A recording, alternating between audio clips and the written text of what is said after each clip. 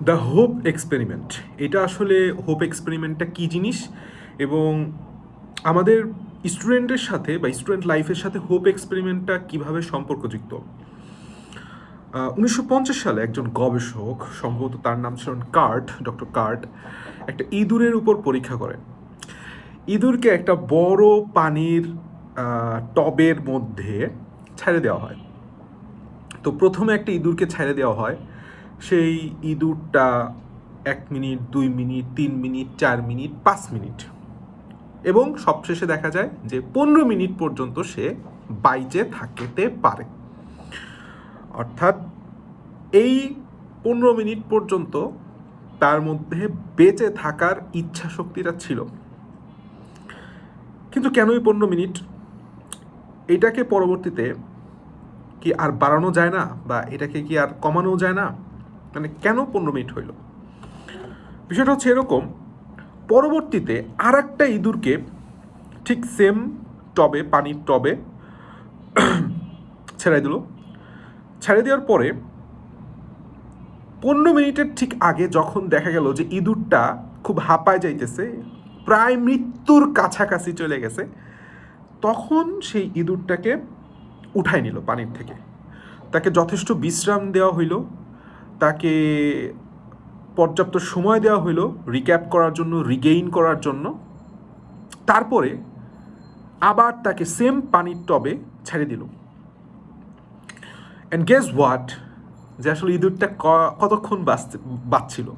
1 minute, 15 minute তো আগেই বাঁচছিল, 20 minute, 30 minute, আধা ঘন্টা, 1 ঘন্টা, 2 ঘন্টা, 3 ঘন্টা, 24 ঘন্টা? না, টোটাল 60 ঘন্টা। টোটাল 60 ঘন্টা ইঁদুর পানিতে সাঁতার কাটছে এবং বাইচে থাকছে। এবং এটা একাধিকবার করা হয়েছে, দেখা গেছে সেম। প্রথমবার তুমি যদি ইঁদুরটাকে না উঠাইতা, ওই সেম ইঁদুরটাই পরবর্তীতে আর 60 ঘন্টা বাইচে থাকতো না। কারণ কি, ওর মধ্যে একটা বিশ্বাস জাগিয়ে গেছে, হোপ, আশা জাগিয়ে গেছে যে আমাকে আরেকটু পর উঠানো হবে, আরেকটু পর উঠানো হবে, আমি আরেকটু চেষ্টা করি, আরেকটু পরে আমি বাইচে যাব, আরেকটু পরে আমার মুক্তি মিলবে। এটা হচ্ছে হোপ এক্সপেরিমেন্ট। তাহলে স্টুডেন্ট লাইফের সাথে এটা আসলে কিভাবে সম্পর্কযুক্ত সেটা আমি তোমাকে একটু এক্সপ্লেইন করি। Let me explain. সেটা হচ্ছে, তুমি পড়তেছো, তুমি ক্লাস 1 থেকে পড়ে আসতেছো। তুমি 5-এ শুনছো যে 5-এ জিপিএ 5 পেলে লাইফ সেট। এটা আর একটা মিথ্যা ছিল। ক্লাস 6, 7, 8 স্কুলে ভালো করছো, টপ 10-এর মধ্যে থাকতে হবে, টপ 3-এর মধ্যে থাকতে হবে, তাহলে খুব ভালো স্টুডেন্ট তুমি। 8-এ উঠছো, 9, 10 এসএসসি পরীক্ষা দিচ্ছ, এসএসসিতে ভালো রেজাল্ট করলে লাইফ সেট, মিথ্যা আশ্বাস। আচ্ছা, এবং তারপর ইন্টারমিডিয়েটে উঠছো।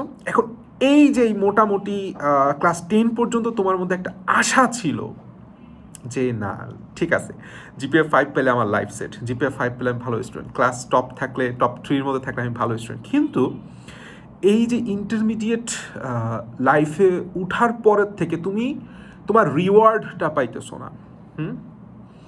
যে তুমি এই যে ফার্স্ট ইয়ার, সেকেন্ড ইয়ার তুমি পড়াশোনা করলা, ইভেন তুমি তোমার হোপটা পাইতেছো না।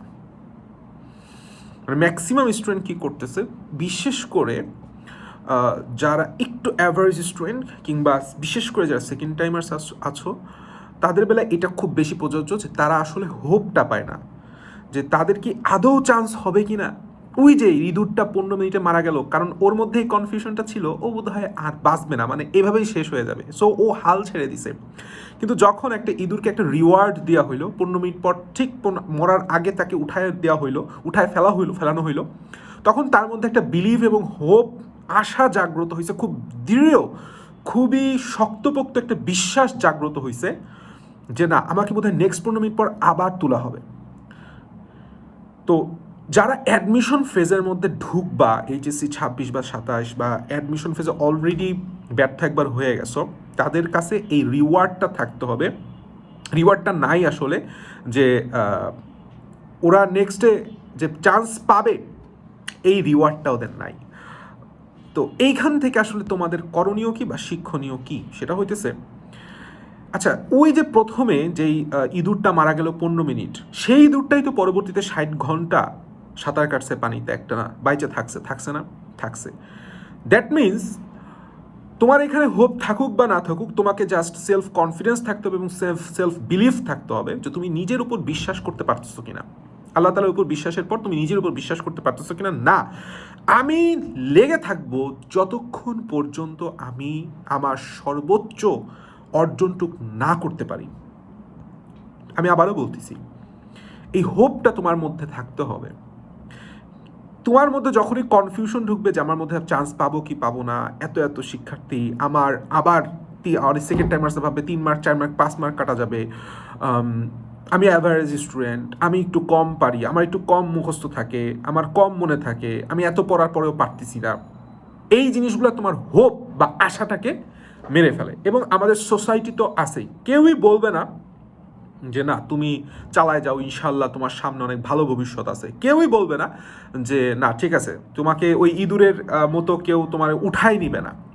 তো তোমাকে তোমার বিশ্বাসটা রাখতে হবে যে না, আমি 15 মিনিট সাঁতার কাটতে পারছি, দ্যাট মিনস আমি 60 ঘন্টাও সাঁতার কাটতে পারবো। তুমি এসএসসিতে ভালো স্টুডেন্ট ছিলা বা জীবনের কোনো না কোনো একটা জায়গায় ভালো স্টুডেন্ট ছিলা, তার মানে তুমি আবারও ভালো স্টুডেন্ট হইতে পারবা।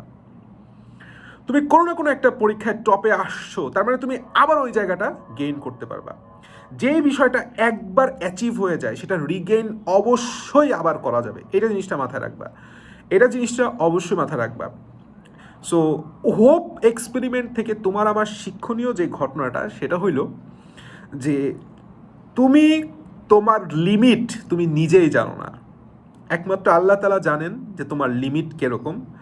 তো তুমি যখনই হোপলেস হয়ে যাইতেছো, তখন তুমি এটা মাথায় রাখবা যে আর একবার, আজকে পড়া হইতেছে না, আজকে মুখস্থ হয় নাই, কালকে আবার হবে, কালকে হচ্ছে না, জাস্ট আর একদিন ট্রাই করি, আজকে পরীক্ষার নাম্বার কম আসছে, আমি নেক্সট পরীক্ষাটা ট্রাই করি। ছোট ছোট টার্গেট নিবা এবং ছোট ছোট রিওয়ার্ড নিবা। যেমন আচ্ছা, তোমার ধরো কালকে একটা আমার পরীক্ষা আছে, কালকে পরীক্ষাটা আমি ভালো করি, দেখবা একটা পরীক্ষায় ভালো নাম্বার আসলে অনেক কনফিডেন্স বুস্ট আপ হয়। আচ্ছা ঠিক আছে, আমার পড়া মুখস্থ হচ্ছে না, আমি একটা টপিক শেষ করি যতটুকু পসিবল, 30% হইলেও তো তোমার কমপ্লিট হইলো, ওই জিনিসটাই তোমাকে রিওয়ার্ড হিসেবে দাও। আমাদের এক্সপেকটেশনটা খুব বেশি থাকে। তো এই যে হোপ বা এই যে আশা, এই আশাটা তোমাকে একদম মানে চূড়ান্ত সাকসেসফুল হওয়া পর্যন্ত রাখতে হবে। নিরাশ হয়েও না, ঠিক আছে? আল্লাহ তাআলা সবসময় বলছেন লা তাকনাতু মির রাহমাতিল্লাহ, আল্লাহ তাআলার রহমত থেকে কখনোই নিরাশ হয়েও না। যারা আল্লাহ তাআলা বিশ্বাস করে তারা কখনো নিরাশ হইতে পারে না। যে আল্লাহ তাআলা মুসা আলাইহিস সালামের জন্য পুরা সাগর খুঁড়ে রাস্তা করে দিয়েছেন, যে আল্লাহ তাআলা ইব্রাহিম আলাইহিস সালামের জন্য আগুনকে আরামদায়ক করে দিয়েছেন, সে আল্লাহ তাআলা তোমার আমার জন্য নর্মাল একটা জাস্ট অ্যাডমিশন বা পড়ালেখাটাকে সোজা করতে পারবে না, বা এই কেতাবি জিনিসপাতি মাথার মধ্যে ঢুকাইতে পারবে না। এই লেভেলের বিশ্বাস নিয়ে আসলে তুমি থাইকো না, সে সমস্যা হবে। সো বিশ্বাস খুব মারাত্মক জিনিস। সৃষ্টিকর্তার উপর বিশ্বাস যেমন ইমানের অংশ, এটা যেমন তোমার ইহকাল এবং পরকালের অংশ, তোমার নিজের উপর বিশ্বাস এইটা তোমার সফলতা এবং ব্যর্থতার অংশ। তুমি নিজেকে যত বেশি বিশ্বাস করতে পারবা, তত বেশি তুমি সফল হবা। উদ্ভাসের সোহাগ ভাইয়া কত কত প্রজেক্ট করছেন, ব্যর্থ হয়েছেন, কিন্তু ঠিকই বললাম সে এখন সাকসেসফুল। এসিএস এর অপার ভাইয়া সেদিন একটা পডকাস্ট দেখতেছিলাম, অনেক প্রজেক্ট গেছে যেখানে সে লস করছে, বাট আলটিমেটলি সে সাকসেসফুল হয়েছে। সো দ্যাটস দ্য মেসেজ, সেটা হচ্ছে হোপ। আশা যতদিন থাকবে তুমি তোমার ভেতরে ততদিন পর্যন্ত ইনশাল্লাহ শক্তিটা ধরে রাখতে পারবা। সো নিরাশ হওয়া যাবে না, সেলফ কনফিডেন্সের উপর একদম অটল থাকতে হবে। Best of luck.